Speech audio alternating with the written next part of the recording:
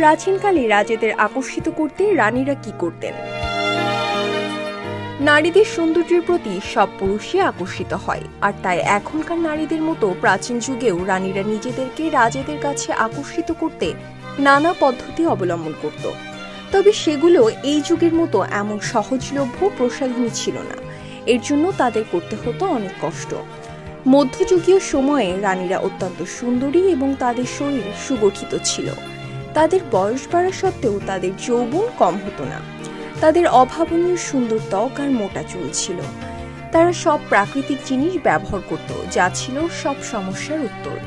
এই কারণেই রানীদের পুরো দীর্ঘ চুল ছিল সুন্দর শরীর ও ত্বক। রাজারা রানীদের সৌন্দর্য দেখে মুগ্ধ হতেন।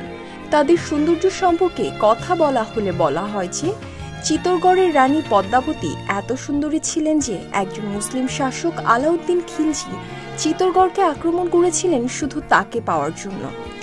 তাদের সৌন্দর্যের রহস্য: ধারণা করা হয় যে রানীর সুশৃঙ্খল শারীরিক গঠন এবং সুন্দর রূপ রাজাদের আকর্ষণ করত, আর তাই যত্ন নেওয়ার জন্য রানীরা বৈদিক শাস্ত্র প্রদত্ত ঔষধ গ্রহণ করতেন। শরীর সুগঠিত রাখার জন্য রাজবৈদ্যরা রানীদের এই ওষুধগুলো ব্যবহার করতে বলতেন, যাতে তাদের যৌবন বজায় থাকে।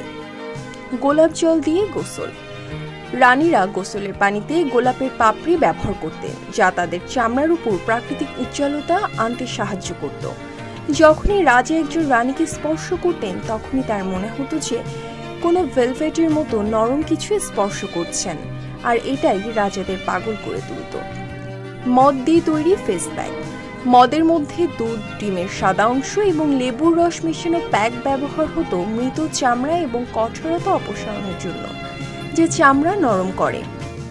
লম্বা মোটা চুলের রহস্য: সুন্দর এবং স্বাস্থ্যোজ্জ্বল চুল সবসময় সৌন্দর্যের আসল প্রতীক। প্রাচীনকালে রানীরা তাদের চুলের যত্ন নিত মধু এবং জলপাই তেল ব্যবহার করতেন।